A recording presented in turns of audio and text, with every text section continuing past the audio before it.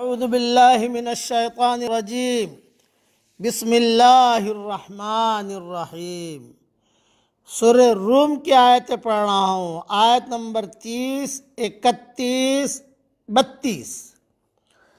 फ़अक़िम वजहक लिद्दीन हनीफ़ा, बस आप यकसू होकर अपना रुख इस दीन की तरफ रखो। फितरत अल्लाहिल्लती फतरन्नास अलैहा, अल्लाह की फितरत जिस पर उसने लोगों को बनाया है। ला तब्दील लिखल्क़िल्लाह, उसके बनाए हुए को बदलना नहीं। ज़ालिकद्दीनुल क़य्यिम, यही सीधा दीन है। वलाकिन्न अक्सरन्नासि ला यअलमून, लेकिन अक्सर लोग नहीं जानते। मुनीबीन इलैहि वत्तक़ूहु वअक़ीमुस्सलाता वला तकूनू मिनल मुशरिकीन, उसी की तरफ मुतवज्जह होकर और उसी से डरो और नमाज कायम करो और मुशरिकीन में से न बनो।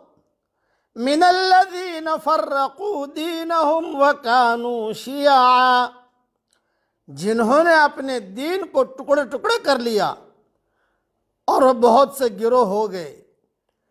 कुल्लु हिज़्बिम बिमा लदैहिम फ़रिहून, हर गिरोह अपने तरीक़े पर खुश है जो उसके पास है।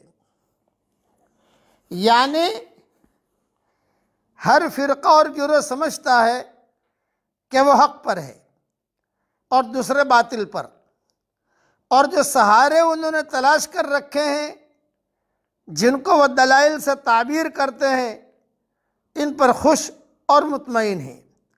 बदकिस्मती से मिल्लत इस्लामिया का भी यही हाल हुआ कि वो भी मुख्तलिफ़ फ़िरक़ों में बढ़ गई और इनका भी हर फ़िरक़ा इसी जाम बातिल में मुब्तला है कि वह हक़ पर है।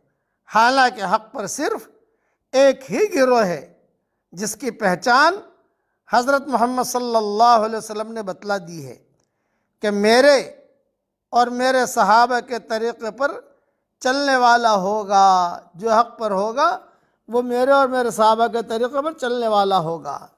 हमेशा याद रखना, असल दीन एक है और वो हर पैगंबर पर अपनी कामिल शक्ल में उतरा है। वो है एक अल्लाह की तरफ रुजू, एक अल्लाह का डर, एक अल्लाह की इबादत, हमातन एक अल्लाह की तरफ मुतवज्जह हो जाना। यही दीन फितरत है। ये दीन अबदी तौर पर हर इंसान की नफ्सियात में समोया हुआ है। तमाम पैगंबरों ने इसे एक दीन की तालीम दी है, मगर उनके पैरों ने, उनके शागिर्दों ने, उनके बाद के आने वाली नस्लों ने एक दीन को कई दीन बना डाला, टुकड़े टुकड़े कर दिए। कई दीन हमेशा उन इजाफी बहसों से बनता है जो बाद के लोग पैगंबरों की इब्तदाई तालीमात में पैदा करते हैं।